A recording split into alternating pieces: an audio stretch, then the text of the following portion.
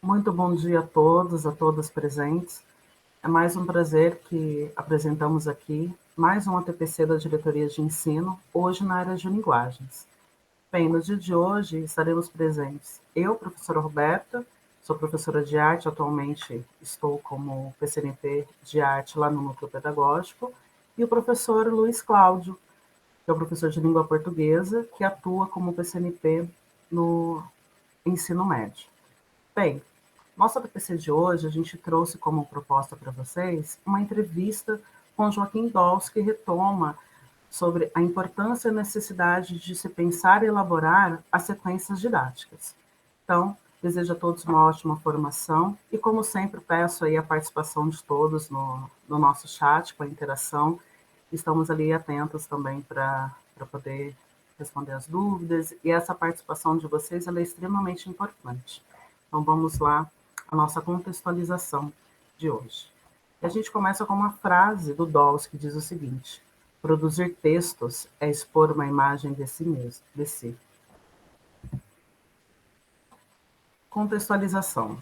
Considerando o momento atual de atividades realizadas de maneira remota, por intermédio das ferramentas tecnológicas que possibilitam o imediato acesso a inúmeros textos e ainda que o trabalho com a leitura e escrita, por meio de sequências didáticas, potencializa o aprendizado dos estudantes, uma vez que estimula o desenvolvimento de habilidades, o bom funcionamento da memória, aprimora a capacidade interpretativa, mantendo o raciocínio ativo, além de proporcionar ao discente conhecimento amplo e diversificado sobre vários assuntos, possibilitando um trabalho pedagógico com todos os componentes curriculares, em especial aos de linguagens. Frente ao exposto, é importante retomarmos o trabalho com as sequências de atividades, sob a ótica do professor Dr. Joaquim Dolce, um dos principais estudiosos do tema. Essa entrevista ela foi cedida à Universidade Federal do Pará, dentro do itinerário formativo da 7ª edição da Olimpíada de Língua Portuguesa. Então, Joaquim Dolce, ele é o professor pesquisador em didática do francês, com doutorado em ciências da educação, didáticas das línguas, pela Universidade de Genebra, na Suíça, onde é atuante na Faculdade de Psicologia e Ciências da Educação. Em seu percurso como pesquisador, se engajou em diversos projetos a fim de desenvolver a pesquisa sobre didática das línguas, envolvendo também a engenharia didática, o estudo a respeito das competências dos estudantes, a modelização didática dos gêneros textuais, o ensino da produção oral e escrita, assim como o estudo dos objetos de ensino e a atividade dos professores de língua. Tem se dedicado também ao estudo dos processos de formação de professores em uma perspectiva didática. Bem, aqui com vocês os nossos objetivos de hoje. Então, hoje a gente pretende retomar aportes teóricos referentes ao trabalho com sequências didáticas, refletir sobre o percurso histórico da utilização das sequências didáticas em materiais pedagógicos brasileiros, além de destacar aspectos relevantes do desenvolvimento de sequências didáticas no momento contemporâneo. Eu passo a palavra agora para o professor Luiz Cláudio, que vai dar continuidade aí com vocês. É com você, Luiz. Bom dia, pessoal. É um prazer estar mais uma vez aqui com vocês. A Roberta já comentou com vocês que hoje nós faremos um movimento diferente, contando aí com essa entrevista do professor Joaquim Dolce. Embora ela tenha sido cedida à Universidade Federal do Pará, dentro dos itinerários formativos da Olimpíada de Língua Portuguesa, todos os procedimentos, enfim, tudo aquilo que ele comenta, que ele expõe ali, é facilmente transposto aí para os outros componentes curriculares, afinal de contas, a questão do trabalho com os gêneros, a questão do trabalho com a leitura, ela faz parte aí de todos os componentes curriculares, não somente língua portuguesa. Hoje nós estamos falando com a área de linguagens, mas todos os outros componentes de todas as outras áreas também trabalham com a questão da escrita, e com a questão da leitura. Nós separamos para vocês alguns tópicos aqui, para já adiantar algumas coisas que ele vai comentar lá para vocês, para já direcionar o olhar de vocês para tudo aquilo que ele vai dizer. A Roberta vai me ajudar aqui, né, Roberta? Nós Sim, vamos claro. comentando aqui, juntos com vocês, para que depois vocês possam assistir essa entrevista de uma maneira mais direcionada, né? Então, olha lá, ele... Mas Pois antes não. da gente comentar dos tópicos, antes que eu me esqueça, gostaria muito que vocês comentassem aí no chat o que vocês entendem por sequências didáticas, o que é uma sequência didática para você, e, se possível, coloque ali a boa prática que você tem realizado aí na sua escola, utilizando as sequências didáticas. Lembrando que a gente está no momento em que os professores têm realizado periodicamente, ou semanalmente, ou quinzenalmente, os roteiros de estudo, né? E também, a partir deles, é possível a gente ali trabalhar uma sequência. Então, comenta um pouquinho aí conosco, que a gente gosta muito dessa interação, e é sempre importante a gente saber um pouco como vocês têm trabalhado isso, porque também é uma forma de compartilhar com a rede. E é muito interessante quando a gente tem esses momentos, né, Luiz? Porque um acaba compartilhando com o outro, sugerindo ideias, assim por diante. Então, comentem conosco aí no chat, tudo bem? Obrigada, Luiz. Isso mesmo, Roberto, essa interação é sempre muito importante, né? E bem destacado aí essa questão com relação às sequências didáticas, né? Porque o próprio material da rede, da secretaria, já é estruturado dessa forma sequencial. Então, os professores aí, vocês, nós, né? Trabalhamos com esse material, então acho que é importante essa socialização aí, enriquece muito a nossa formação. Nós colocamos o primeiro tópico aqui, o histórico de suas publicações, né, das publicações do Joaquim Dolls, que impactaram na educação brasileira. Então, ele começa ali fazendo um pouco desse histórico aí, de como as publicações, dos artigos, livros que ele publicou, tiveram impacto na educação brasileira desde lá dos PCNs, não é, Roberto? Sim, sim. Inclusive, ele até comenta um pouquinho dessa questão que dos PCNs tinha uma função, né, Luiz, de trabalhar muito a questão apenas da comunicação. E aí, então, com o trabalho dele, acaba tendo ali uma mudança, isso que vocês verão um pouquinho depois lá na frente. Isso. E aí, como segundo tópico, nós colocamos a importância de utilizar as sequências didáticas no contexto escolar. Nós colocamos a sequência didática, hoje o Joaquim Dolce está um pouco mais focado, né, como eu disse para vocês, em língua portuguesa, na questão dos gêneros textuais, mas eu posso pensar, os professores que não são, né, de língua portuguesa, mas que também trabalham com sequência didática, porque o material, né, do Estado segue essa estrutura, mas então, como eu posso utilizar a sequência dentro desse contexto escolar, né? Ele fala um pouco nessa questão de pandemia, inclusive, na entrevista, mas para trabalhar, para desenvolver ali as habilidades, né? Então, de que forma sequencial, aí, como é que eu posso organizar as atividades, complementar as que o material já traz, inclusive, né? Pensando no desenvolvimento de habilidades aí no contexto escolar. Próximo, ele vai falar também sobre a relevância do letramento para o desenvolvimento da autonomia do aluno, né? E aí dá para a gente fazer uma ponte com essa questão do desenvolvimento integral do aluno, que está posto na BNCC e que é retomado pelo currículo paulista. Não é, Roberto? Essa questão de saber utilizar a língua aí nos diversos contextos, perdão, né? Que isso é muito importante, que vai estimular essa questão da autonomia do protagonismo, né? Inclusive, né, Luiz, ele até comenta um pouco dessa questão, que ele fala do multiletramento, né, ou seja, nosso aluno ser capaz de se comunicar em diferentes contextos, de diversas formas diferentes, e ele fala até da Rojo, que comenta da questão que ela fala do multiletramento, ele gosta de usar o termo multimodais, que foi um tópico, né, que nós comentamos Isso. aqui, que a gente abordou em uma das nossas ABPCs, né?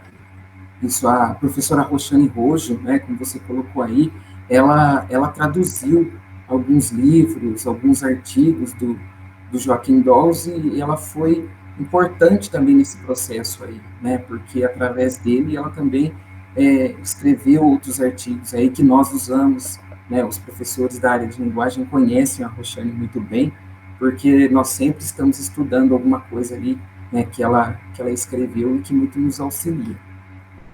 Bom, é isso. Eu esqueci de alguma coisa, Roberta? Você gostaria de complementar?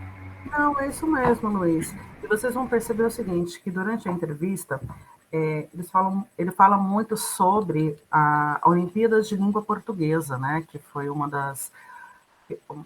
das pontes que ajudou a disseminar aí a utilização das sequências didáticas. Mas, assim, ali ele se refere às Olimpíadas, porém, né, que está na sua 7ª edição, porém, a gente gostaria muito de que pudéssemos ter esse olhar, o que eu consigo transpor disso que ele está falando em relação às Olimpíadas, dentro da minha disciplina, no contexto no qual a gente tem desenvolvido as atividades. Então, assim, é interessante, de repente, ter um pouco desse olhar também, né, Luiz? Isso mesmo, que é o nosso último tópico que nós colocamos aí, né?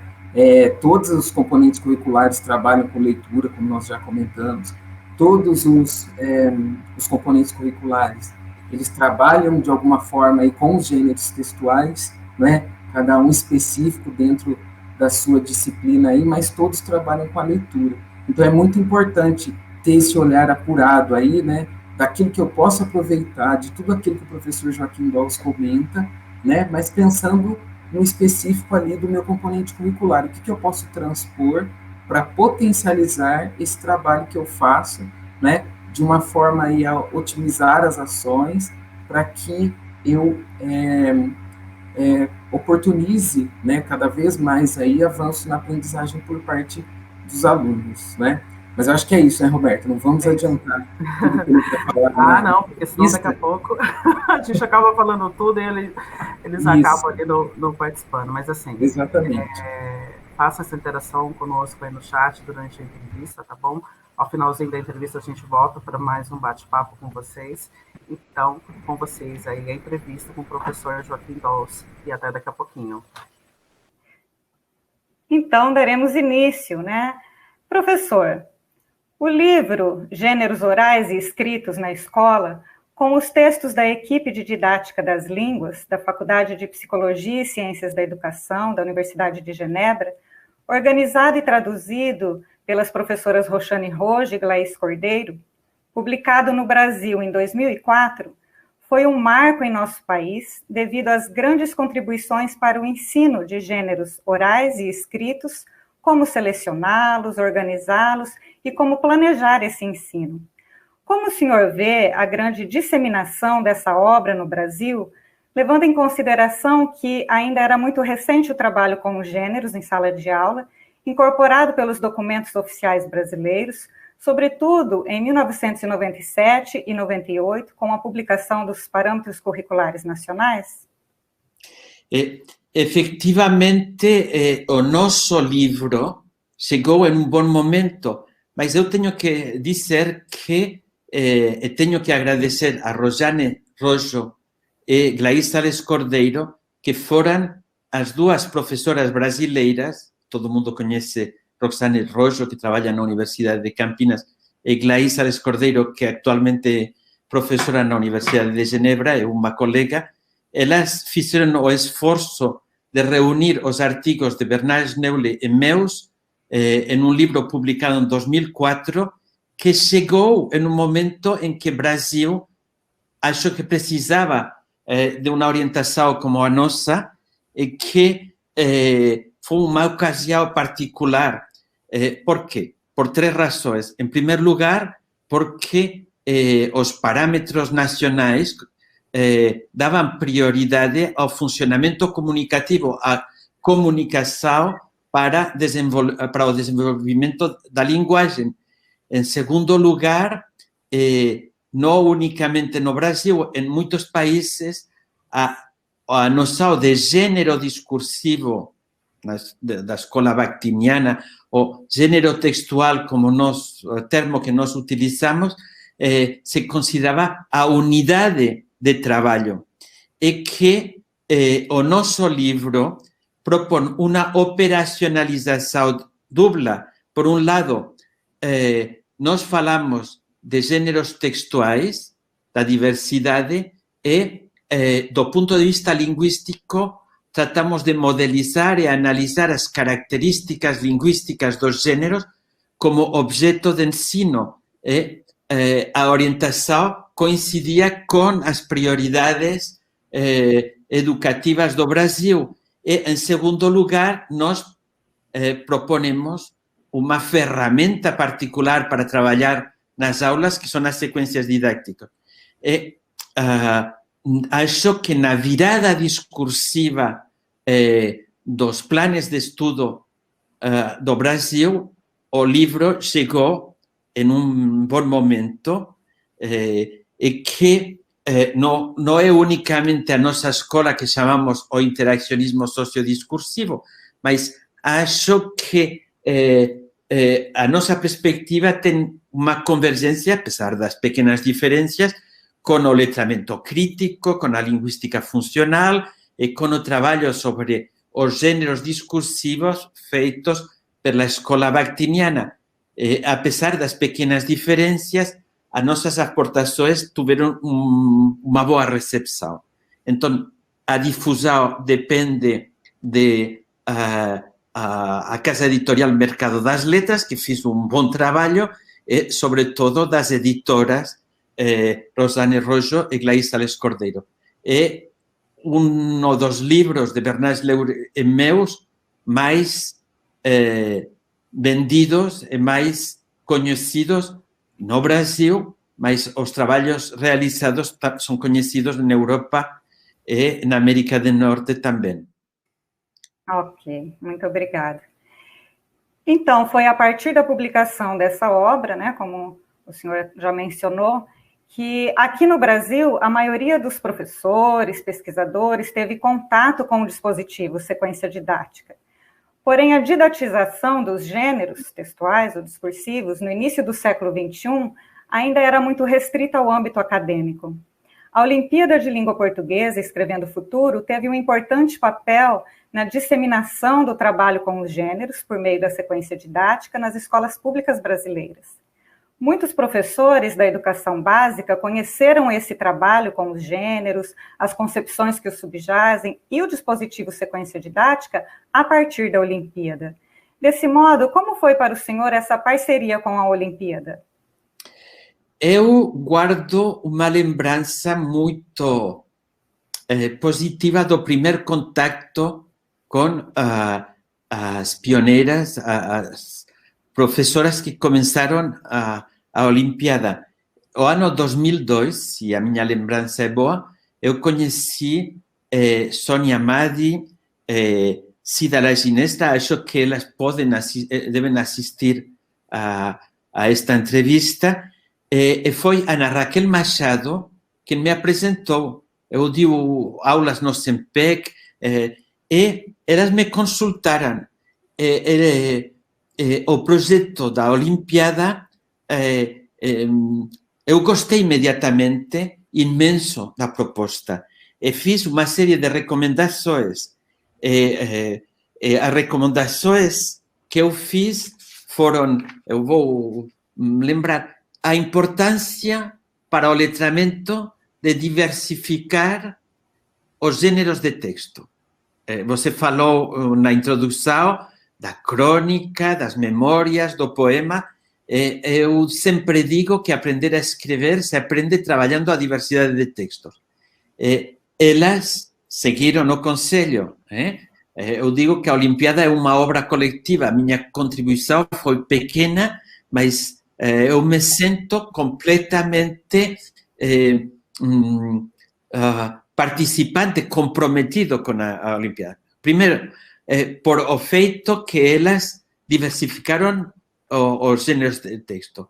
Em segundo lugar, porque não confundiam o letramento unicamente com a leitura, mas elas proponiam um concurso de escrita e para trabalhar o letramento, propõe um trabalho sobre a escrita de textos, sabendo que a escrita convoca sempre a leitura e a oralidade, e que é um planejamento que eu coincido. Em terceiro lugar, elas propõem materiais. Esta semana leí, ouvi na rede umas recomendações de Zoraida Inês da Silva, que eu conheci também com a gente que trabalhava na Olimpíada, recomendando aos senadores de votar favoravelmente para o Fundir, para que as escolas públicas disponham de materiais, de recursos, de ferramentas. Eu acho que a profissão professor exige ter instrumentos de trabalho, ferramentas, e que uma das ferramentas é a sequência didática. As sequências didáticas, algumas das bases das sequências didáticas foram imediatamente adoptadas por a Olimpíada, que produzia materiais de grande qualidade, dando como privilegiando as escolas dos lugares mais apartados do Brasil, onde no passado ninguém tinha materiais. Eu me lembro o início do século presente ou a finais do século passado, nas duas primeiras viagens ao Brasil, que acompanhado por um professor, Maurício Ernica, eu visitei as escolas das favelas de Guarulhos. Dentro da aula não tinha nenhum material o professor no início, mas foram naquele momento começaram a produzir-se materiais e para os alunos era importantíssimo dispor de livros didáticos, dispor de livros para ler e para o professor dispor de ferramentas para trabalhar com eles. Dos aspectos positivos da sequência não é unicamente o concurso para dar a ocasião aos alunos que gostam de escrever de desenvolver a escrita, é permitir a todos os alunos o desenvolvimento da escrita. Quarta coisa importante da Olimpíada, a extensão e implicação de todo o país. Praticamente todas as prefeituras do Brasil assinaram convênios com a Olimpíada, que o apoio de um banco privado como o Itaú foi importantíssimo, mas também a implicação do Ministério da Educação. Então, eu digo sempre que é um compromisso para o letramento que mobilizou o país inteiro, em que nenhum partido político, nenhum grupo estava contra a Olimpíada. Isso também era uma das claves do sucesso. Considerar que o letramento é o letramento de todos os brasileiros é bom para o país. E tem ainda dois aspectos da Olimpíada que eu considero importantíssimos: é tomar em consideração a voz dos alunos, partir das capacidades iniciais, mas tomar em consideração a fala e a escrita dos alunos quando chegam à escola, para desenvolver e abrir novos horizontes e preparar, escrever o futuro, mas também um aspecto importante hoje que é considerar a formação dos professores. As escolas que entravam na Olimpíada entravam se os professores se comprometiam a seguir uma formação. Acho que o conjunto de elementos da Olimpíada são muito interessantes. A sequência didática é um aspecto importante para mim, mas é muito mais importante que a sequência didática é o conjunto de planejamentos da Olimpíada. Eu quero falar dando uma homenagem a Sônia Madi, a Cida La Ginestra e o grupo de professores magníficos que animaram e que seguem animando a Olimpíada no conjunto do país. Ai, maravilha, professor. Muito obrigada. Assim, o senhor já até respondeu que eu ia perguntar qual a sua visão sobre o programa Escrevendo o Futuro. Mas se o senhor quiser... O futuro. Eu acho que podemos ainda fazer mais e melhor. O contexto, um dos livros de Cida La Ginestra é a ocasião faz o escritor. Mas eu acho que vocês estão em um contexto muito difícil no Brasil, que a realidade econômica e política é difícil, mas seja qual seja a realidade atual, os problemas ligados à educação e ao letramento continuam sendo muito importantes. Por isso falei, recordando a importância de votar positivamente no Senado para que as escolas disponham de suportes e de materiais. Mas se eu tenho que falar do futuro, primeiro, acho que os projetos de trabalho sobre a escrita, sobre a oralidade, podem se adaptar ainda melhor às diversas realidades. Não é a mesma coisa uma escola do Pará que no centro de São Paulo, nos bairros ricos de São Paulo, e que Brasil é um país muito grande. A primeira condição para que as coisas funcionem bem é saber adaptar os materiais e o trabalho aos contextos muito diversos. Contextos que podem ser no Pará para populações que falam línguas ameríndias, que continuam existindo, apesar que tem gente que diz que desapareceram. A primeira coisa é adaptar os projetos aos contextos. A segunda coisa é tomar ainda mais em consideração a voz dos alunos.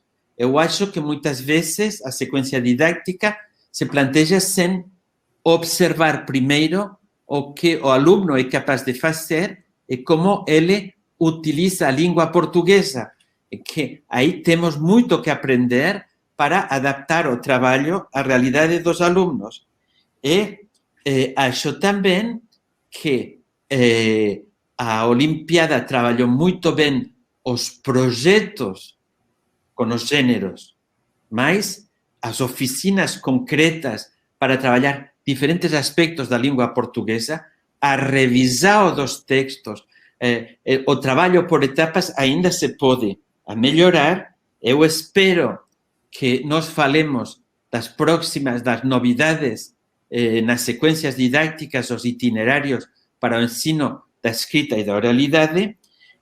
Por último lugar, na formação dos professores, acho que é muito importante analisar, estudar como funcionam as interações entre o professor e os alunos e quais são os gestos e quais são as posturas do professor ou dos alunos que têm um impacto mais positivo na escrita.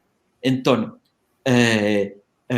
continuar a linha da Olimpíada da língua portuguesa, mas diversificar as ferramentas, a melhorar as ferramentas, trabalhar com outros gêneros. Se trabalhou muito a crônica, se trabalhou muito os textos documentais, mas a poesia, mas acho que podemos trabalhar ainda outros gêneros argumentativos, outros gêneros para desenvolver saberes.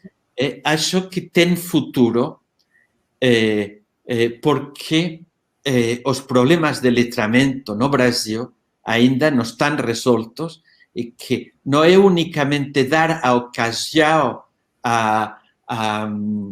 ao escritor para poder desenvolver a escrita, é criar ocasiões para que todos os alunos do Brasil cheguem a um nível mínimo de domínio da oralidade formal, da escrita e da escrita em diversos contextos de comunicação. Ok, muito obrigada.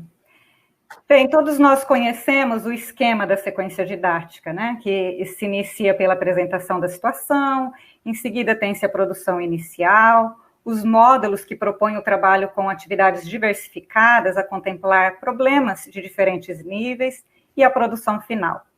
Na Olimpíada, essas etapas estão contempladas nas diversas oficinas que compõem os cadernos de cada gênero. As oficinas integram as práticas de leitura, escuta de textos, produção oral e escrita, análise linguística, e são desenvolvidas de forma encadeada e progressiva. Gostaria, então, que o senhor falasse aos professores que trabalharão com as sequências didáticas da Olimpíada na 7ª edição sobre essa ordem e progressão das oficinas. Ótimo.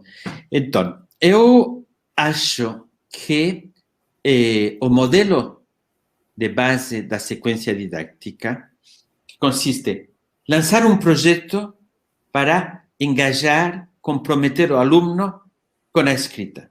Começar por um projeto didático de gênero, como diria Ana Maria Magalhães. É uma base que não discuto. É entusiasmar os alunos com um projeto de escrita ou de obra teatral ou de fala. Ótimo. Em segundo lugar, fazer produzir um primeiro texto para ver quais são as capacidades iniciais. Coisa que muitos professores não fazem. Ainda se precisa uma formação para que a avaliação inicial das capacidades do aluno possa ser feita por os professores e que, nas condições de trabalho do Brasil, eles comecem por observar o que sabe fazer o aluno e quais são as dificuldades, os erros, os problemas da escrita dos alunos. Isso se mantém. É seguir uma série de oficinas trabalhando sobre as dificuldades para chegar a uma produção final. A base é boa, mas acho que nós podemos melhorar e que, em alguns casos, se pode diversificar. Em que forma? A forma principal é trabalhar em itinerários. Em lugar de fazer várias oficinas, produção inicial e produção final, fazer escrever e reescrever várias vezes, trabalhar uma etapa, fazer escrever um novo texto.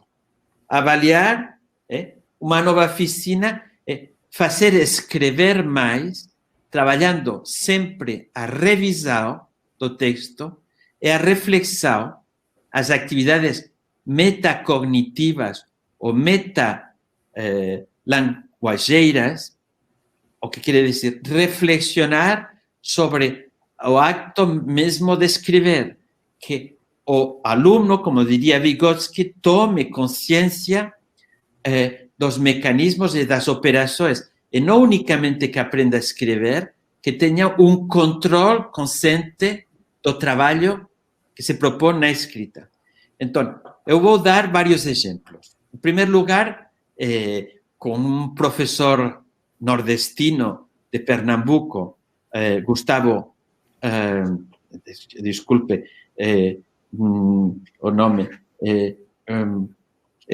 uma professora do Sul, Juliana Zani, um professor do Norte, trabalhamos sobre a fábula e organizamos o trabalho fazendo ler fábulas e avaliando a compreensão das fábulas. Fazer escrever uma fábula, depois um trabalho sobre os problemas da escrita da fábula. Uma etapa seguinte, inventar uma fábula a partir de uma máxima. A diferença da sequência didática com um itinerário é que é um pouco mais complicado, mais por etapas, mas renovando em cada etapa a escrita, a leitura, combinando leitura, escrita e oralidade, porque no final do itinerário proposto, eles fazem uma apresentação oral da fábula, uma apresentação teatral da fábula, e a diferença é multiplicar o número de escritas e de produções e de leituras e, em lugar de fazer um trabalho muito longo, fazer o trabalho em diferentes etapas, terminando sempre com uma proposta de atividade de leitura ou de escrita com os alunos. A mesma coisa é apresentada trabalhando o debate, trabalho que fiz com Antônio Coppola, em que alternamos diferentes debates. Em cada um dos debates orais concentramos a atenção sobre um aspecto da argumentação no debate, em lugar de fazer uma produção inicial, uma produção final, concentrar a atenção, focalizar o trabalho sobre um aspecto e produzir oralmente mais textos aos alunos, etapa por etapa. Terceiro exemplo, eu estou seguindo a tese doctoral de um estudante, professor do Ceará, de Fortaleza, Víctor Calabria, que trabalha sobre a dissertação do Enem. E, evidentemente, se um ano inteiro é consagrado à dissertação, não vai ser uma sequência didática. Ele trabalha reiteradamente sobre aspectos diferentes da dissertação e, em cada ocasião, faz produzir uma nova dissertação e se trabalha a revisão, a reescrita, para melhorar a produção final. Então, as novidades, a diversificação, um trabalho de oficinas mais centradas nas unidades linguísticas da língua portuguesa e um trabalho de toma de consciência do aluno das novidades para ter um controle consciente do trabalho que ele realiza quando produz um texto escrito ou quando produz um texto oral. Última novidade, o feito que nós trabalhamos muito a oratória, na oralidade e a escrita, mas acho que a escuta, preparamos a oralidade, mas menos a escuta, e que vale a pena aprender a escutar para compreender melhor as produções orais complexas, como pode ser um curso ou pode ser um programa televisivo, inclusive, para fazer um análise fino da publicidade oral.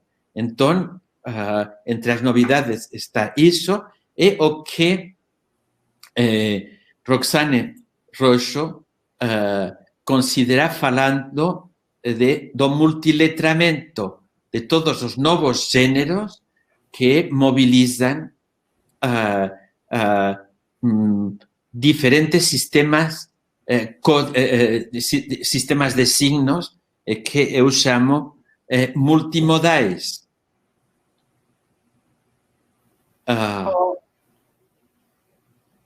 Não sei se respondi a questão. Sim, muito. Obrigada. Eu vou aproveitar nesse momento para agradecer aos nossos participantes, né? Nós temos participantes não só aqui do estado do Pará, mas também do Paraná, São Paulo, Tocantins, Alagoas, Amapá, Pernambuco, Ceará. Então, agradecemos mais uma vez a todos vocês que estão participando, estão colocando comentários, escrevendo ali no chat, né? Também a equipe Escrevendo o Futuro, que se faz presente. Então, muito obrigada a todos. E para dar continuidade, os diferentes módulos, professor, ou oficinas que levam em conta as capacidades de linguagem relacionadas ao estudo do gênero por meio de atividades diversificadas, né, que abordam o gênero estudado em diferentes aspectos. Então, esses módulos, essas oficinas levam em conta essas capacidades de linguagem, o senhor já até comentou algo a respeito. Mas se o senhor pudesse falar ou explicar um pouquinho, brevemente, aos professores sobre essas capacidades de linguagem. Sim. Então, eu vou começar por o clássico, né? Com Jean-Paul Broncard, eu escrevi, nos anos 90, um artigo em que falei de 3 tipos de capacidades. Primeira capacidade é capacidade de ação. A minha capacidade e a sua, você como entrevistadora, a capacidade de formular questões, de entrar no discurso. A minha capacidade de ter a coragem de falar diante de um público que não vejo, mas sei que mais de 100 pessoas estão seguindo a minha fala. A capacidade de ação é de entrar no discurso e de participar no gênero, seja uma entrevista, seja uma conferência, se fala, ou escrever uma carta, escrever um artigo para o jornal, é uma capacidade de ação. A linguagem é uma ação. E com a linguagem realizamos ações. Se você me insulta, vai me ferir. Se você me faz um cumprimento, vou me alegrar. É ter a capacidade de actuar com a linguagem, que é importante com os mais pequenos e com todos, porque algumas vezes temos, inclusive, vergonha de falar em público, de falar em diversas situações de comunicação. Segunda tipo de capacidades, as capacidades discursivas. Se eu conto um conto, tenho que saber planificar o conto. Eu ouvi esta semana uma das minhas sobrinhas de 4 anos que me contou um conto tradicional da minha terra. Ela tinha o conto totalmente bem estruturado. Desde muito pequenos, ela sabe organizar a situação inicial, a complicação, o desenvolvimento das ações dos personagens, estruturar o discurso, a capacidade discursiva para estruturar o conto, para estruturar a entrevista que você está realizando comigo, ou para estruturar uma crônica ou um poema. E a última, as capacidades linguísticas discursivas. É por isso que nós chamamos texto e não discurso, porque quando falamos de texto, é a realização do discurso em uma língua natural como o português. Eu digo sempre, se vocês estão ensinando na Olimpíada a escrever poemas, são poemas em português. Se é um curso de inglês, a língua inglesa são capacidades importantíssimas, porque a mobilização da língua portuguesa, da língua espanhola, inglesa, francesa, para construir o texto, oral ou escrito. Bom, são os 3 grandes tipos de capacidades. Eu acho que ainda fizemos um esforço enorme nas sequências didáticas para desenvolver as capacidades de ação e as capacidades discursivas, estruturar um conto, estruturar um debate, mas ainda temos que saber mais para trabalhar concretamente como mobilizar a língua portuguesa quando produzimos um texto como um conto ou outros. Mas a essas capacidades, Vera Cristóvão añadiu na leitura a capacidade de construir o sentido e, por suposto, a codificação com os pequenos, porque para poder ler, eles têm que saber decifrar e codificar o texto. Então, na leitura ou na escuta, tratar as unidades do código para dar um sentido e construir o sentido global. Ela tem razão, Vera Cristóvão, que se trabalhamos a compreensão, é fundamental analisar as capacidades de construção do sentido. Eu digo para escrever também, porque escrever significa reler o que escrevimos para dar um sentido global ao texto. E se sigo os planteamentos de Roxane Rojo e tantos autores que falam de multimodalidade, quando falamos de capacidades lingüístico-discursivas, algunas das capacidades son capacidades que non son estrictamente ligadas á lingua. Na oralidade, ten os gestos, a mímica, que completan na escrita as imagens, na elaboración dun spot publicitario, a combinación do film con o texto, e que actualmente con medios como o celular, o ordenador, ten novos géneros que multiplican a mixidade de recursos semióticos, e por eso falamos de multimodalidade e multiletramento, e que temos que ver as capacidades que son implicadas. Entón, vale a pena ter unha visão das capacidades e analizar, observar e analizar o que está presente na produção do texto, na compreensão do texto, porque é a partir dessa observação que vamos a poder ver o que o aluno sabe fazer é o que tem que desenvolver ainda. Quais são os erros, quais são as lagunas, quais são as coisas, as dimensões que ainda tem que se desenvolver. Maravilha. Obrigada.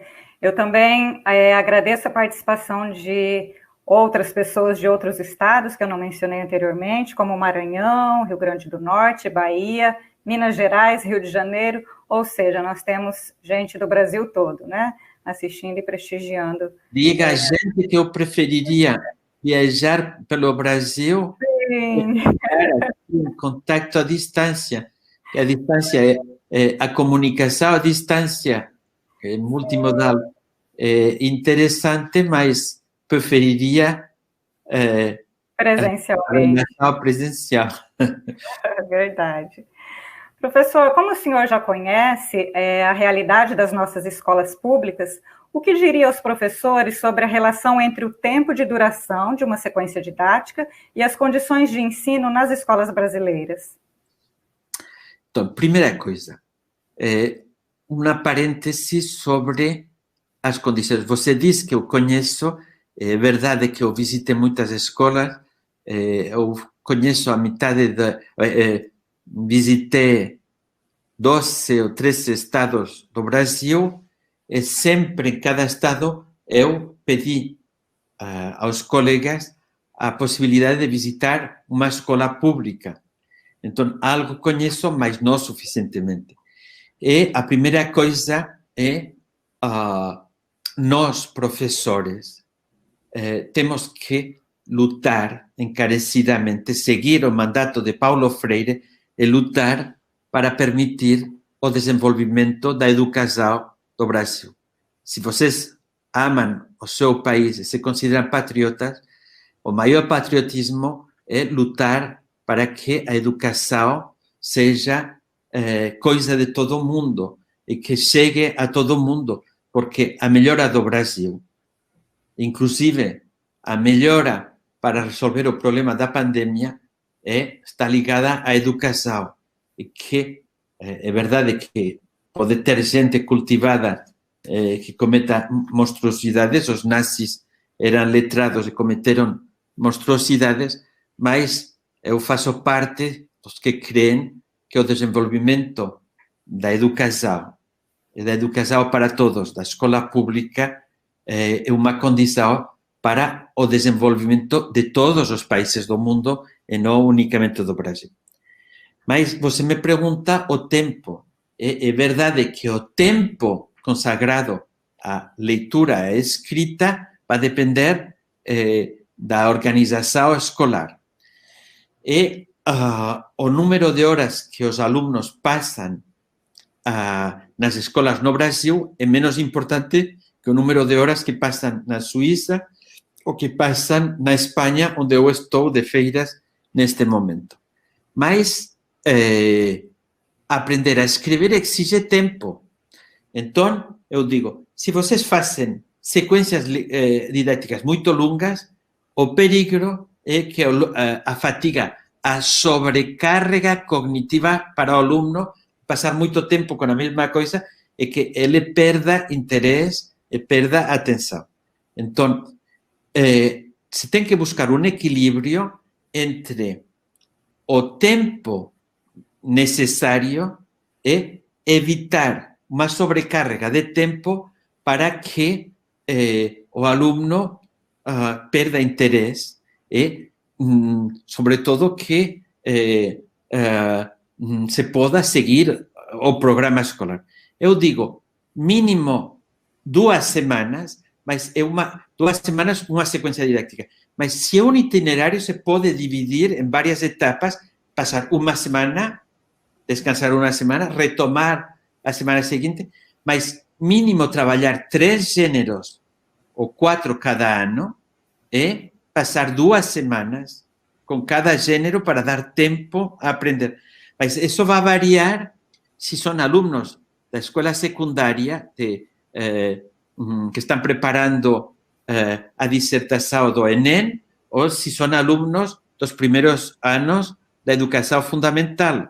Então, se tem que adaptar à idade dos alunos, se tem que adaptar ao gênero, se o projeto é escrever uma novela, vocês vão passar muito mais tempo que se é escrever um haiku ou se é escrever um artículo de jornal. Mas eu digo que a meia são 2 semanas, para que não se fatiguem, com a possibilidade de organizar um itinerário com várias etapas ou, em alguns casos, um trabalho mais concentrado de uma semana unicamente. Ok. Nós temos desenvolvido sequências didáticas que demoram um bimestre, ou um mês ou 2 meses, né? É melhor dividir em várias etapas e fazer vários escritos, Sim. porque é muito longo isso. Eu estou falando de forma informal, mas eu estou dando resultados de pesquisas. Se é muito longo, eles esquecem. É mais difícil de engajar os alunos. E como dizia Bruna, se o engajamento não se consegue, então o ensino é mais difícil. Sim, é verdade. Bem, a sequência didática no Brasil tem algumas adaptações, outros dispositivos também já foram pensados a partir da sequência didática. Nesse sentido, quais são as novas modalidades de sequência didática? Um pouco eu respondi à questão que você está a me pôr, mas vou retomar. O esquema inicial da sequência didática eu mantenho. O projeto didático de gênero é uma forma, toda a pedagogia ativa insiste sobre a motivação. Um projeto didático de gênero faz que, desde o início, os alunos sabem por que estão a trabalhar. Se vocês lançam uma situação de comunicação interessante para os alunos, então vocês já conseguiram algo importante. A produção inicial dá voz ao aluno e permite saber que não parte de zero, que não é uma tábula rasa, para analisar o que ele sabe fazer. Mas as formas de intervenção, a sequência didática é uma possibilidade, mas acho que poderia haver outras. Em que vou insistir como novidades? Primeira, a reiteração da escrita e da produção oral. Quando os alunos podem escrever várias vezes, reescrever, revisar e reescrever, a operação de revisão do texto e de reescrita é importante. Pensem nas provas do Enem. Se eles escrevem várias dissertações, mas se você não retoma, anota, discute com ele, é importante que ele possa reescrever, aprender a revisar. Então, a reescrita, a revisão é importante. Por isso, falo de trabalho por etapas. Em lugar de produção inicial, produção final, várias produções, sempre insistindo na reflexividade. Vygotsky fala do controle consciente do comportamento linguístico e aprendendo a revisar. Por certo, ainda temos muito que aprender. Eu defendo as sequências didáticas porque nas pesquisas que eu realizei sempre percebi um impacto positivo, mas não todas as oficinas têm um impacto positivo. Então, temos que melhorar e escolher melhor o tipo de oficinas e combinar o que é importante, o mínimo, para que todos os alunos, permitir a todos os alunos progredir na escrita. E ainda temos muito que aprender para trabalhar a criatividade e para combinar a singularidade do texto, seguindo o estilo do aluno, com o mínimo necessário para todos. Eu acho que estamos destinados a criar novas ferramentas. O que eu vou defender é que é necessário ter materiais, suportes para o professor e para os alunos. a sequência didática é um suporte particularmente interessante, mas ainda tem que se adaptar melhor à realidade do Brasil e criar materiais permitindo a avaliação contínua dos procedimentos de escrita e dos procedimentos ligados à oralidade do aluno. Ok. Aconselho a leitura do artigo sobre a fábula, os 2 artigos sobre a fábula que escrevi, um artigo com Antônio Coppola, em português, são novidades, com Antônio Coppola, publicado por a Universidade de São Paulo, sobre o debate sobre um tema que pode interessar a você, sobre a discriminação de gênero, homem-mulher, a homofobia, etc. Por quê? Porque aí se apresentam oficinas continuadas e ateliês por etapas, em donde que eu gosto de chamar itinerários, organizando por etapas o ensino da escrita e da oralidade. Ok. Maravilha. Muito obrigada, professor. Nesse momento, então, nós abriremos para algumas perguntas feitas pelos nossos participantes por meio do chat. Então, nós temos aqui uma primeira pergunta da Márcia Socorro Botelho Cavalcante. Professor Doss, como o senhor vê o ensino da gramática nas escolas brasileiras? Que orientações pode dar para que as práticas de ensino pautem-se mais na reflexão e produção de sentidos? Tem gente que considerava que a prioridade sobre o funcionamento comunicativo podia permitir evitar o ensino gramatical. Eu nunca defini isso. Sou um leitor da gramática pedagógica do português brasileiro de Marcos Banho. Eu tenho contato com linguistas funcionalistas do Brasil que elaboraram textos ótimos sobre a gramática e sobre o ensino da gramática. É verdade que a aprendizagem tradicional da gramática não é a coisa mais interessante. É que nós temos um desafio que é como integrar a reflexão sobre a língua e o discurso com a escrita e a oralidade. Então, eu sou crítico com um ensino tradicional da gramática, aprendendo de memória uma gramática normativa. Eu sou partidário de um ensino que permita reflexionar os alunos sobre o funcionamento da língua portuguesa e que vai ajudar também para melhorar a ortografia em português e o funcionamento discursivo. E quando eu falo de oficinas na escrita de um texto em que se reflexione sobre as práticas de escrita, é gramática no sentido amplo, em que é uma reflexão sobre dimensões discursivas, mas é evidente que a cultura geral sobre a língua exige também conceptualizar as unidades linguísticas e o funcionamento da língua. Então, eu sou partidário de fazer jogar os alunos um trabalho para descobrir os mecanismos de funcionamento da língua portuguesa.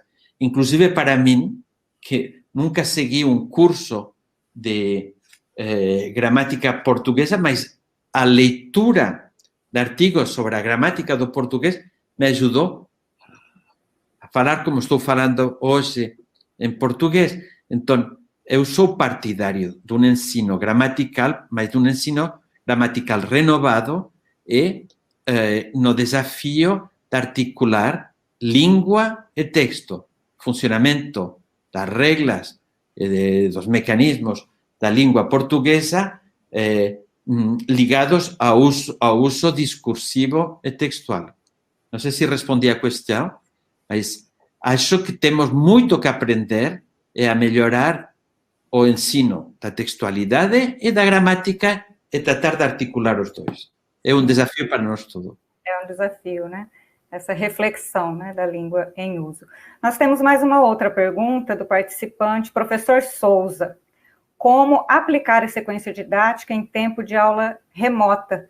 Esse momento que estamos vivendo agora. Então, cada contacto pode ser como uma oficina e o tempo de trabalho em casa para os alunos maiores de escrita. Se vocês têm que preparar as provas do Enem, à distância, vocês podem fazer um trabalho de retorno sobre os escritos dos alunos e de apresentação de novos elementos. Seria cada oficina à distância e fazer escrever de uma etapa a outra os alunos.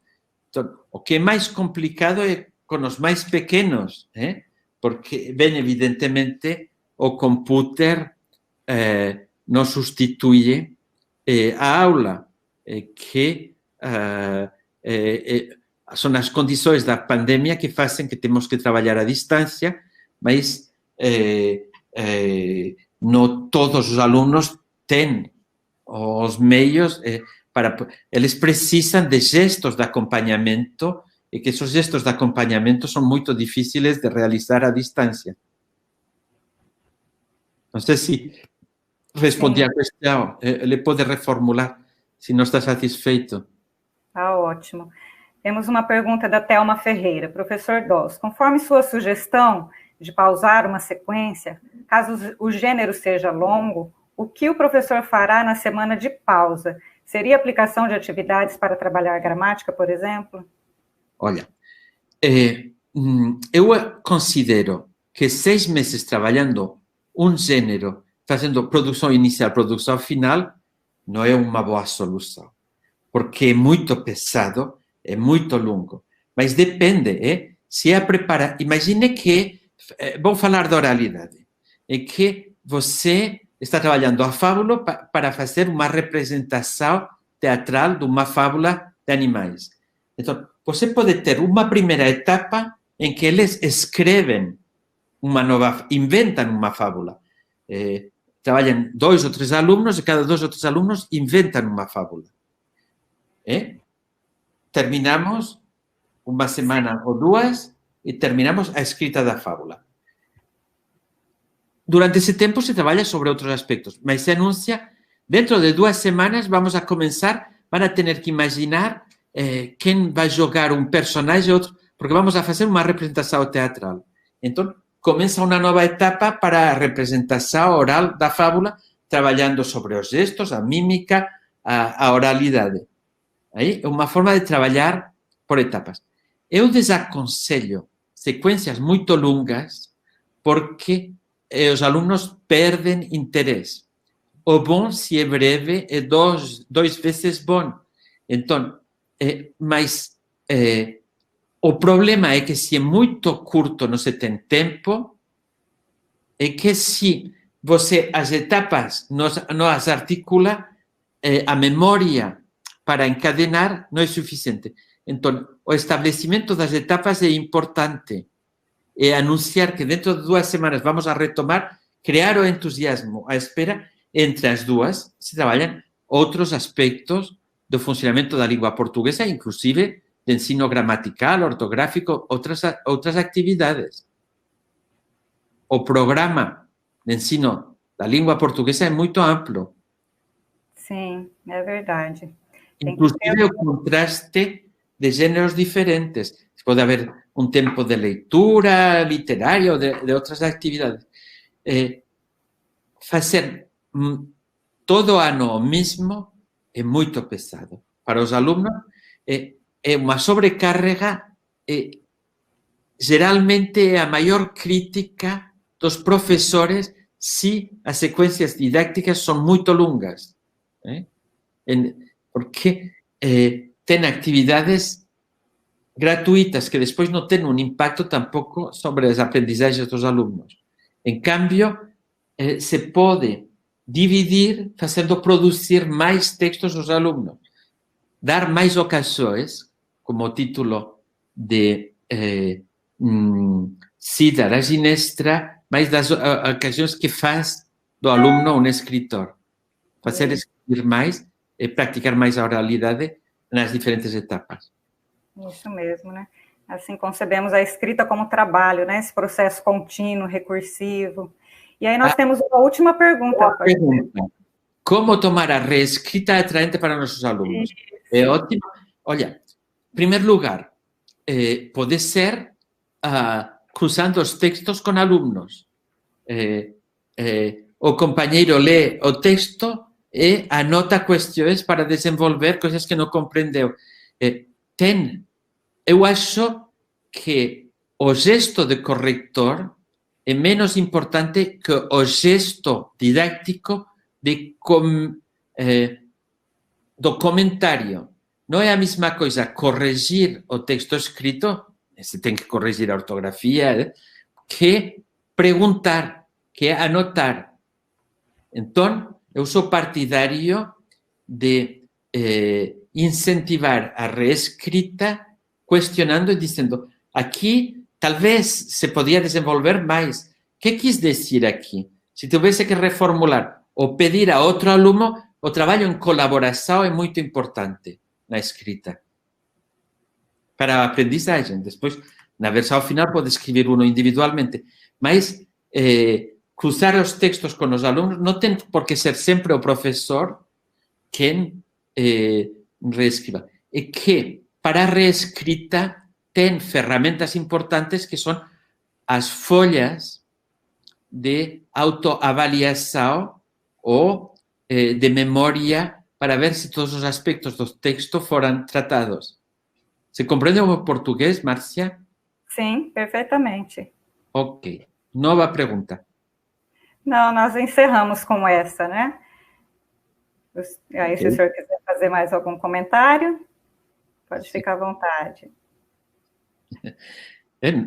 O meu comentário, eu encontro a faltar a visão da gente que está ouvindo. Eu sei que tem gente conhecida, mando salutações e, sobretudo, cuidem-se, porque as notícias que chegam na Europa do Brasil não são muito positivas, mas, como dizia Paulo Freire, o último que tem que se perder é a esperança, e que eu acredito, tem brasileiros que dizem, meu país não dá nunca certo, Joaquim diz o contrário. Joaquim II pensa que Brasil vai dar certo, eu acredito, e apesar do contexto difícil atual, eu acho que um país novo, com muitos recursos e com muita boa gente, eu acredito que a boa gente, apesar dos predadores do Brasil, do Amazonas, do Pará, a boa gente vai terminar ganhando para o bem do Brasil. E que a educação é o melhor caminho. Isso, nossa, muito obrigada, professor. Agradeço imensamente, né, por esse momento tão rico, as grandes contribuições, agradeço esse carinho enorme que o senhor tem, né, aqui com todo o povo do Brasil, com a nossa educação. Muito obrigada, não tenho palavras para lhe agradecer.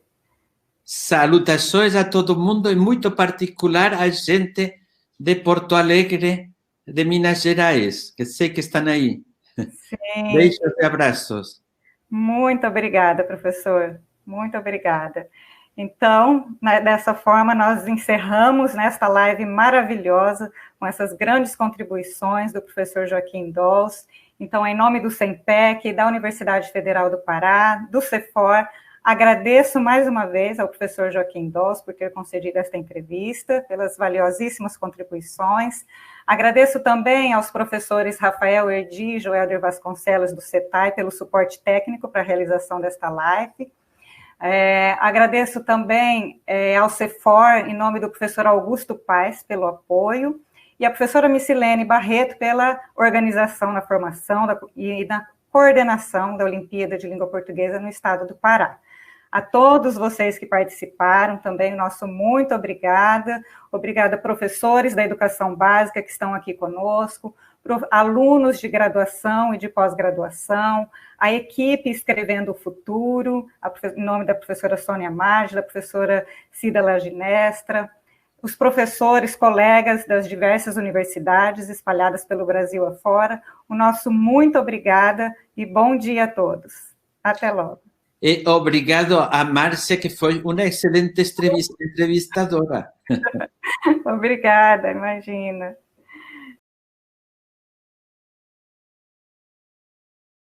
Olá, professores. Então, retornamos aqui para esse momento final, após essa valiosa entrevista do professor Dr. Joaquim Dols, que muito contribuiu conosco, né? E para a gente fazer algumas reflexões, fazendo um contraponto com os materiais da SEDUC, da Secretaria, e também comentando algumas coisas ali que foram ditas com vocês, para que a gente possa pensar no nosso cotidiano, na nossa rotina escolar. Eu vou apresentar alguns slides aqui. Roberta, por gentileza, se você puder me dizer quando eles apareceram aí, eu agradeço, por favor. Tá ótimo, combinado, Luiz. Sim, já estão aparecendo, Luiz. Aparecendo aí? Sim, obrigado. Sim.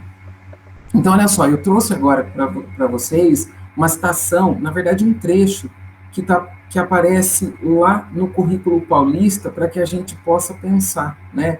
E sistematizar todo esse conhecimento aí que foi trabalhado, tudo aquilo que foi abordado aí nessa entrevista.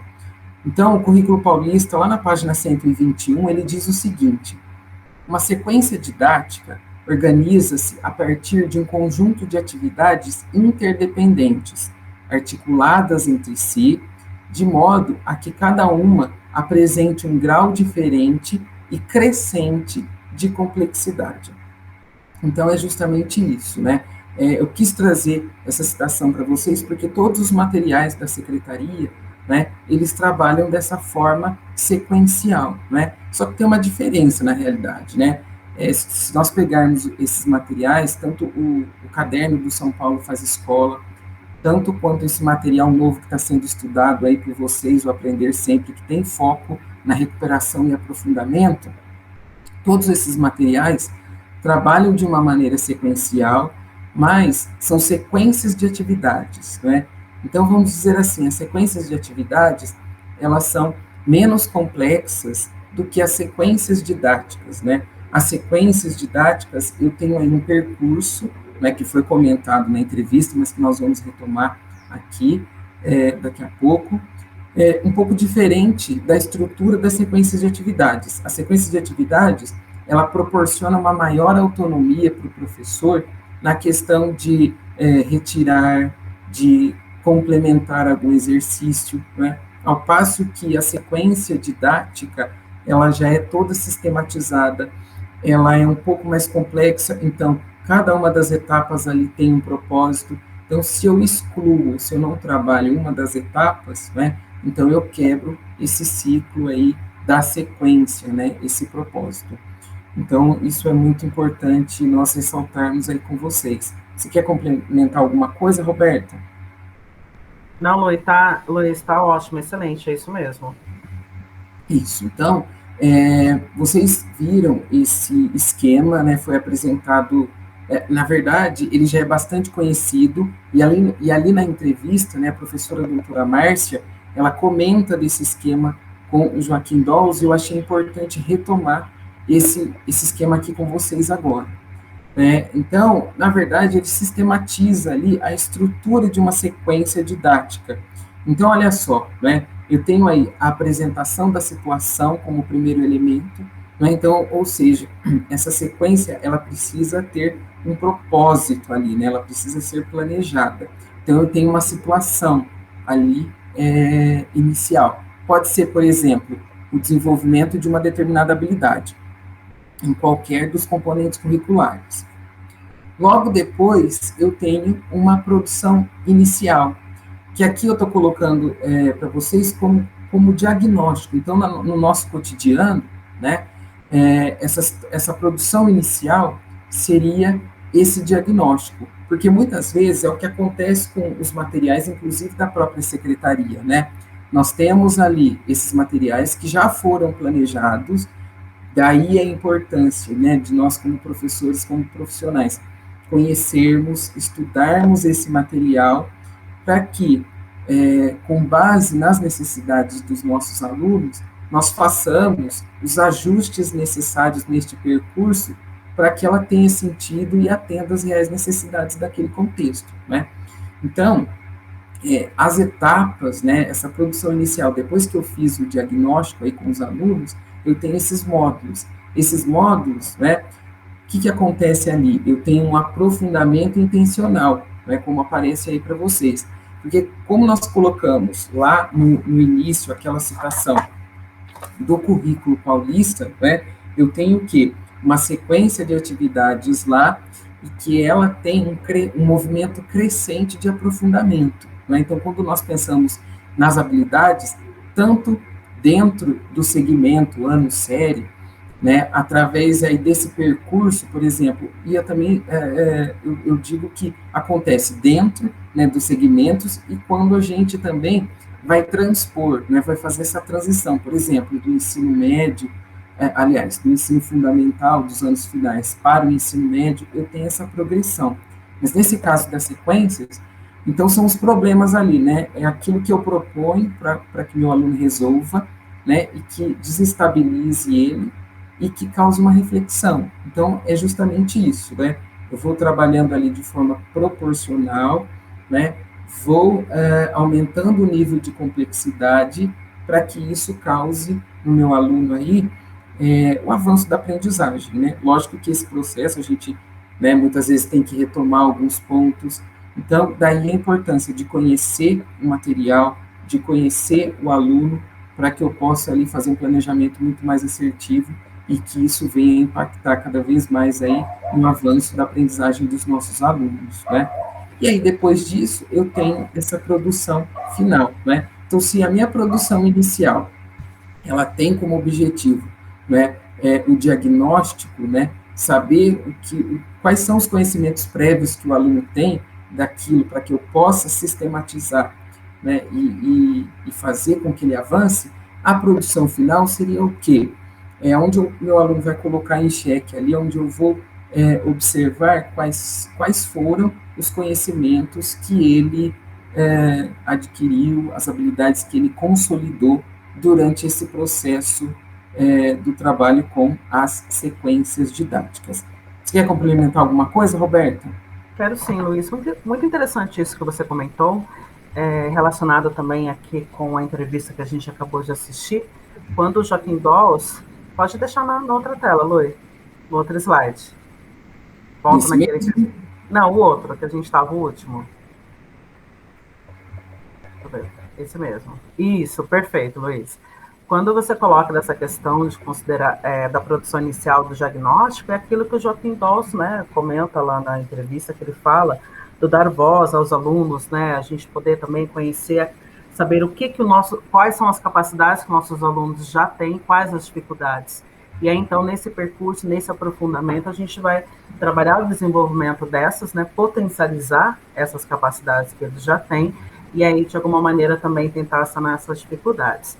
E falando lá, né, dentro da arte, infelizmente, muitas vezes, Luiz, há uma preocupação muito grande só com o produto final. E o nosso currículo paulista, ele traz um olhar para o percurso. Então, esse processo entre a produção inicial e a produção final, que é esse processo criativo, ele tem que ser muito considerado, porque é neste momento que o aluno desenvolve ali as habilidades que a gente propõe. Então, assim, é no percurso do fazer artístico que eles criam, que eles experimentam, que eles desenvolvem, e que eles acabam tendo até mesmo, começam a ter uma consciência do ato criativo. E lembrando que neste terceiro trimestre, Luiz, a linguagem artística que é trabalhada é a linguagem teatral, né?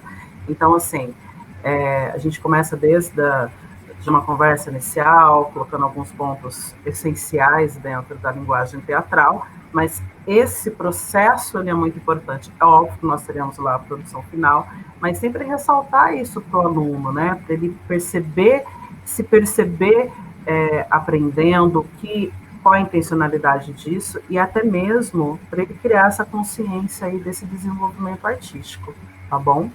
Isso mesmo, eu acho que, né, você comentou aí com relação à arte, né, a entrevista foi com foco lá na questão de língua portuguesa, né, porque, como nós colocamos lá no início, fez parte do itinerário formativo lá da Olimpíada de Língua Portuguesa no estado do Pará, mas esses procedimentos, a questão do trabalho com as sequências, até mesmo isso que você comentou agora, Roberta, né, desse trabalho de observar, prestar, do professor ter esse olhar atento ao processo, ao percurso, né, ele pode, aliás, ele deve ser, né, visto aí em todos os componentes curriculares, não só em língua portuguesa, arte, mas eu também tenho a questão de educação física, a questão de inglês, né, que tem as suas especificidades, mas está muito próximo ali com a questão da língua portuguesa, porque também trabalha com a produção textual, com a leitura, com as estratégias, enfim.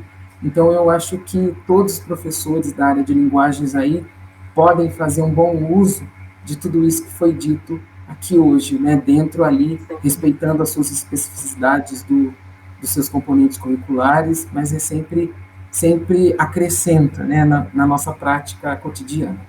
Perfeito, Luiz. E também, lembrando que aqui conosco nós temos vários professores que, além da sua disciplina, né, ele acaba desenvolvendo também o trabalho ligado lá ao Inova. Então, esses procedimentos também é muito interessante a gente analisar ali nas aulas de tecnologia, como tem sido esse desenvolvimento, né, do pensamento tecnológico do meu aluno, assim por diante. Então, como você comentou, são procedimentos que eles cabem aí em todas as áreas do conhecimento, que acabam produzindo ali algum tipo de conhecimento, né, Luiz? Isso mesmo. Agora, eu queria acrescentar aqui nessa nossa fala, Roberta, nós deixamos na pauta que foi encaminhada dessa formação de hoje aos coordenadores, tem lá um link de um artigo do Joaquim Dons, né, chamado Sequências Didáticas para o Oral e a Escrita, apresentação de um procedimento. Nós sugerimos aí que os professores retomem, aqueles professores que, porventura, não conhecem ainda esse texto, né, para que façam a leitura em algum momento aí, para que possa consolidar e reforçar, retomar tudo isso que foi dito aqui hoje. Eu queria, Roberta, aqui acrescentar que os professores um trecho, né, na verdade, é só apontar que dentro lá desse artigo que nós comentamos, já aparece aí para vocês até, Roberta? Sim, já está aparecendo já para todos. Sim, obrigado. Então, esse quadro, ele pode auxiliar muitos professores nessa questão do trabalho com os gêneros textuais, né?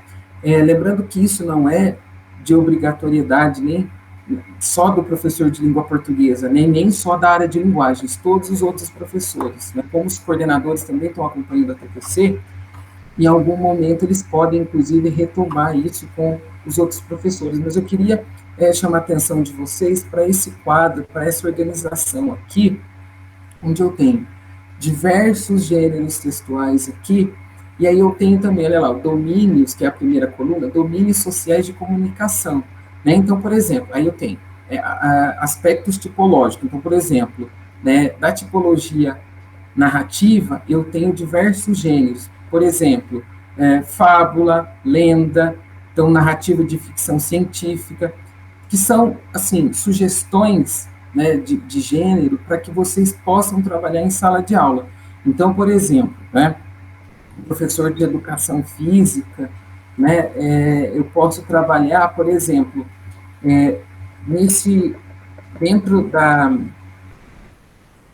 dentro desses gêneros aqui, olha, como aparece, por exemplo, olha, regulamento, regra de jogo. Então, o professor, por exemplo, de educação física pode trabalhar com esse gênero textual, não é? Porque eu acho que se aproxima muito mais ali com a prática diária de educação física, né? Talvez os professores de língua portuguesa eles já têm maior facilidade, eles já têm uma visão mais apurada para esse trabalho com gêneros, né? Mas os outros professores que não são específicos de língua portuguesa, esse quadro pode ser um apoio bastante importante para que vocês desenvolvam essas atividades, para que vocês possam pensar aí em outras possibilidades, no trabalho de outros, no trabalho de outros gêneros textuais com os estudantes. Você quer complementar alguma coisa, Roberta? Falar um pouco de arte aí? Sim, Luiz, e também pedir, né, para os professores que estão aqui conosco, se vocês quiserem colocar aí no chat como você trabalha e desenvolve esses gêneros textuais, além dos nossos professores de língua portuguesa. Então, assim, como professor de educação física, eu tenho feito esse trabalho. Queria só retomar aqui que eu comentei agora há pouco, neste bimestre, então, a linguagem artística trabalhada é a linguagem do teatro. Então, assim, a gente tem desde lá da escrita, né, de um texto teatral, propriamente em si, até mesmo a leitura dramática. Então, a gente acaba fazendo um trabalho ali da escrita e da leitura, porque eles são concomitantes, né, Luiz? Exatamente. Uma coisa que a gente queria destacar aqui também é como a forma que a gente pode fazer esse tipo de trabalho. Então, às vezes o professor pensa, nossa, mas como que eu vou desenvolver ali um gênero textual? Então, acho que essa tabela pode apoiar, e também pensando o seguinte, como nesse bimestre tem esse trabalho, inclusive os professores podem, né, tenho certeza que eles já estão aí com o domínio das habilidades essenciais desse bimestre, mas é possível também a gente pensar em transpor isso, Luiz, em roteiros de estudo interdisciplinar. Então, assim, como que o meu professor de língua portuguesa e o meu professor de arte, de repente, neste momento, podem fazer esse trabalho concomitante? Então, acho que é bacana, vale a pena, de repente, ter essa conversa, ter essa troca, e tudo isso sempre com o intuito, né, de potencializar e dar continuidade aí a aprendizagem do meu aluno. Lembrando que tem algumas habilidades, agora a gente está muito específico nas habilidades essenciais de cada componente, mas na área de linguagens como um todo, muitas habilidades, elas transitam em todos os componentes da área, né, Luiz? Então, acho que, de repente, é um momento também oportuno para ter esse trabalho interdisciplinar. Pode continuar, Luiz. Se for para esse viés da questão da escrita, da leitura, a gente consegue fazer uma articulação dos componentes curriculares bastante produtiva, né? Como você comentou aí da questão de língua portuguesa e arte, mas enfim, né? Aí isso na verdade já são velhos conhecidos de todos nós professores, né? Não estamos aqui inventando a roda e assim por diante, mas só nesse sentido mesmo de retomar e de reforçar isso com vocês. E não esquecer também das possibilidades de adaptações que nós temos, né? Eu tenho essa tabela de gêneros aqui, mas com essa questão da tecnologia, da mídia, né, a gente tem novos gêneros sendo criados aí, né? Por exemplo, não tenho como, nesse momento, eu, por exemplo, fazer um debate com os alunos, né? Tem a possibilidade, mas muitas vezes o aluno não tem acesso à internet e assim por diante, eu não consigo reunir todos eles. Mas, por exemplo, eu posso utilizar o áudio de WhatsApp, né, que a gente costuma utilizar, né, de uma forma corriqueira, a gente pode trazer essa ferramenta também. Por que não, por exemplo, pedir para o aluno assistir um documentário ou passar um vídeo, por exemplo, né? E depois ele pode, por exemplo, te dar o feedback também por um áudio, né? Não precisa ser de uma maneira propriamente escrita, né?